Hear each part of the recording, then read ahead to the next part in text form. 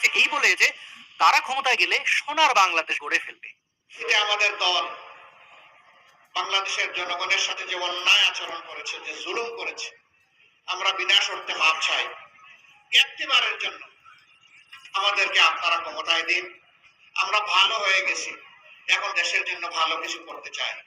ধরুন ভোট চুরি করে জামাত ক্ষমতায় গেল, তারা ক্ষমতায় গিয়ে আসলে কি করতে পারে? প্রথমেই সারা দুনিয়ায় এই খবর পৌঁছে যাবে যে আরেকটা আফগানিস্তান তৈরি হয়ে গেছে। উন্নত দেশগুলো আস্তে আস্তে তাদের দরজা আমাদের জন্য বন্ধ করে দেবে। অলরেডি অনেক দেশই তা করেছে গত সরকার অর্থাৎ আওয়ামী লীগের পতনের পর। সহজে কোনো দেশই আর আমাদেরকে অর্থাৎ বাংলাদেশিদেরকে ভিসা দিচ্ছে না। মনে রাখবেন, জামাতিরা তাদের পেয়ারে দেশ পাকিস্তান, সেই পাকিস্তানেও কখনোই ক্ষমতায় যেতে পারেনি।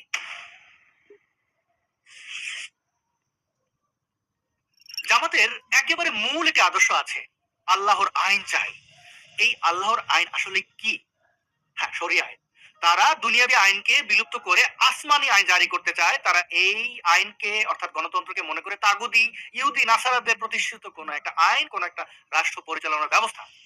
কিন্তু এখন জনগণকে ভোটে টানতে কেউ কেউ বলছে যে তারা নাকি ক্ষমতায় গেলে শরিয়া আইন বাস্তবায়ন করবে না। যদি মহান সৃষ্টিকর্তা ওনাদেরকে এই দেশ পরিচালনা করার সুযোগ দেন, তাহলে এই বাংলাদেশের শারিয়া ল অর্থাৎ শারিয়া আইন উনি বাস্তবায়ন করবেন না। তাহলে তারা আসলে কি চায়? আপনারাই বলুন, তারা আসলে কি চায়? তারা ক্ষমতায় গেলে শরিয়া আইন বাস্তবায়ন করতে বাধ্য হয়ে যাবে, কারণ ধর্মান্ধরা সেটা ছাড়া আর কোনো কিছুই মানবে না। আর কারা মানবে না?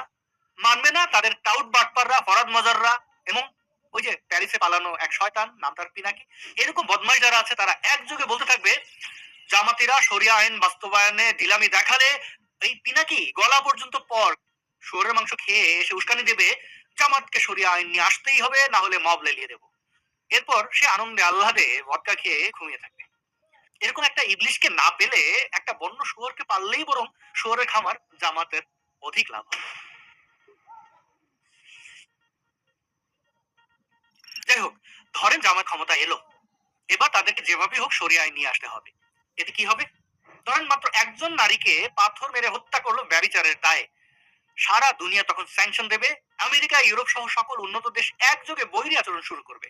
সবাই প্যানিক হয়ে যাবে। এমনিতেই আমরা বিদেশ নির্ভর, অর্থাৎ আমাদের দেশ টিকে আছে বিদেশে কাজ করা বাংলাদেশ শ্রমিক আর গার্মেন্টস শিল্পের উপরে দাঁড়িয়ে। স্যাংশন খেলে কয়েক মাসের মধ্যেই সব শেষ হয়ে যাবে। মনে রাখবেন, বাংলাদেশ কিন্তু ইরান, পাকিস্তান বা আফগানিস্তান নয়। এরকম সমস্যায় পড়লে বঙ্গোপসাগরে ডুবে মরা ছাড়া আমাদের আর কোনো উপায় থাকবে না। কোনো দেশ দেউলিয়া হলেও সেখান থেকে এক সময় না এক সময় উঠে আসে, কিন্তু আমরা আর উঠে দাঁড়াতে পারবো না। কারণ জামাত একবার ক্ষমতা আসা মানে হচ্ছে সবকিছু আপসাইড ডাউন হয়ে যাওয়া। কেউ আর এই দেশকে বিশ্বাস করবে না। তখন অপশন থাকবে একটাই, যুদ্ধ করে দেশ বাঁচানো। জামাত ব্যাক ইউনূস সরকারের জন্য এমনিতেই দেশের কিছু আর অবশিষ্ট নেই। একটা গৃহযুদ্ধ শুরু হলে দেশটা দুর্ভিক্ষে পরিণত হবে, মারা যাবে মিলিয়ন মিলিয়ন মানুষ। এই দশা থেকে বাঁচতে হলে জামাতকে বর্জন করতেই হবে। আপনি খুব ধার্মিক হলেও জামাতকে বর্জন করুন। পৃথিবীর কোনো দেশই নারীদেরকে পেছনে রেখে উন্নতি ঘটাতে পারেনি, অথচ জামাতিরা নারীদের গৃহবন্দী করা অলরেডি শুরু করে দিয়েছে। গেল বেডি, স্কুলে গেল বেডি, মাছ বাজারে গেল বেডি, আনাজ কিনতে গেল বেডি, উঠানো ভাত খাইতে গেল বেডি, এই বেডি প্রতিটি হিসেবে বেডির করে বেডি তুই বাঁচা। জামাতের আমির নারীদেরকে 5 ঘন্টা কর্মসীমার কথা বলেছেন। মাদের জন্য আমরা ঘোষণা করেছি, প্রথমে সরকারি থেকে শুরু হবে, তারপরে বেসরকারিতে যাবে। মায়েরা কাজ করবেন দৈনিক 5 ঘন্টা। তাহলে বাকি 3 ঘন্টা কাজ করবে কে? উন্নত দেশের স্বপ্ন দেখিয়ে আসলে তালেবানি দেশ গড়ার নমুনা এটি। এভাবে নারীদের ঘরমুখী করলে তাদের চাকরি দেবে কে?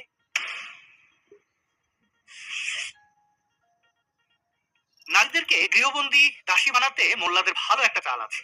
তারা বলে বেড়ায় নারীরা হচ্ছে ডায়মন্ড, নারীরা হচ্ছে রানীর মতো, তাই তারা ঘরে থাকবে, চাকরি বাকরি করবে না। এই মোল্লারা ক্ষমতা পেলেই নারীদের কোনো অধিকারী অক্ষুণ্ণ রাখবে না। অলরেডি আফগানিস্তানে নারীদের উচ্চশিক্ষা নিষিদ্ধ করা হয়েছে, দাস প্রথা ফিরিয়ে আনা হয়েছে। জামাতিদের মতে জন্ম নিয়ন্ত্রণ হারাম। বাংলাদেশে জন্ম নিয়ন্ত্রণ না করা হলে এটি জঙ্গলে পরিণত হবে, মানব জঙ্গলে পরিণত হবে। যে দেশে মাত্র 1 কোটি মানুষ হয় যথেষ্ট ছিল, সেখানে এখন 18 কোটির বেশি মানুষ। চারিদিকে মানুষ গিজ গিজ করছে। জীববৈচিত্র্যের কিছু আর অবশিষ্ট নেই। ফসলের জমি সংকট, নদীগুলো নর্দমায় পরিণত হয়েছে, বাতাস পর্যন্ত বিষাক্ত হয়ে গেছে। জামাতের প্রাক্তন আমির রাজাকারের শিরোমণি গোলাম আজম জন্ম নিয়ন্ত্রণের বিরুদ্ধে রীতিমতো বই লিখে ফেলেছে।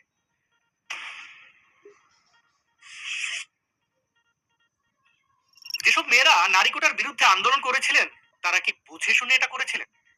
পিছিয়ে পড়া নারীদের জন্য কোটার বিকল্প কি আছে? জামাতিরা তাদের নারীদের হিজাবের ভেতরে ঢুকিয়েছে, এমনকি চোখগুলো পর্যন্ত বের করতে দিচ্ছে না। ক্ষমতায় গেলে ঘরের বাইরেও বের হতে দেবে না, এটা নিশ্চিত। একজন নারীকেও তারা সামনের নির্বাচনে মনোনয়ন দেয়নি। জামাতের আমির ঘোষণা দিয়েছে যে নারীদের নেতৃত্ব তারা মেনে নেবে না। Can I ask you how many women candidates has the Jamaat Islami fielded in this election, No. in the parliamentary election? Not a single one. What about the position of the head of the Jamaat? Could a woman take your place one day? It's not possible. It's not possible. Because Allah made everyone in its own entity. কিন্তু এই মুনাফিকের দল আগে অর্থাৎ বিএনপির সাথে জোট বেঁধে নারীর আঁচলের নিচে কিভাবে ছিল তা কিন্তু আমরা জানি।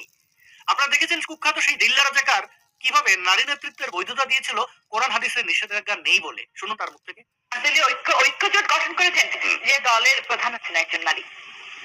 আমরা তো এটাকে হারাম বলিনি, ইসলাম তো এটাকে হারাম বলেনি। নারী নেতৃত্ব হারাম এই কথা ইসলাম বলেনি। তাহলে কি বলেছেন? নারী নেতৃত্ব সম্পর্কে আপনাদের কি অভিমত? আমরা এর পক্ষে কোনো ফজিলত বয়ান করিনি। জামাত নেতা শফিকুর তার এক্স হ্যান্ডেল বা টুইটারে লিখেছে যে কর্মজীবী নারীরা হচ্ছে বেশ্যা। তার এই বক্তব্য নিয়ে তীব্র সমালোচনা শুরু হলে পরে সে দাবি করে অ্যাকাউন্ট হ্যাক হয়ে গিয়েছিল। মূলত এই সস্তা নাটকের মাধ্যমে নিজের উৎসে চিন্তা ভাবনা গোপনের পায়তারা করছে সে।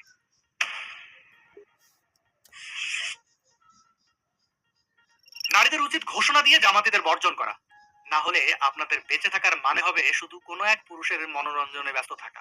আপনারা কখনোই আর মানুষের মর্যাদা পাবেন না, এটা নিশ্চিত। জামাতি মুনাফিকদের আরেকটা গুরুতর সমস্যা হচ্ছে এরা গণতন্ত্রকে ক্ষমতায় যাওয়ার সিঁড়ি বা ঢাল হিসেবে ব্যবহার করছে। এরা মোটেও গণতন্ত্রকে বিশ্বাস করে না। আপনারা তাদের তাত্ত্বিক গুরু মওদুদির আদর্শ বা দর্শন সম্পর্কে খোঁজ নিন, স্পষ্ট হবেন। এরা খেলাফত চায়, গণতন্ত্র নয়। একবার ক্ষমতায় গেলে এদের আর নামাতে পারবেন না। তাদের বিরুদ্ধে কথা বললেই আপনাকে ইসলামের বিরুদ্ধে কথা বলার তকমা দিয়ে শাস্তি দেবে, হত্যা করবে। অলরেডি দেখেছেন তারা ভোটারদের বাড়ি বাড়ি গিয়ে জান্নাতের টিকিট বিক্রি করছে। আমি ক্ষমতায় ছিল, বিএনপির ক্ষমতায় ছিল, আমি ব্যক্তি জাহান্নামী হয়ে গেলাম, আমার কোনো লাভ আছে?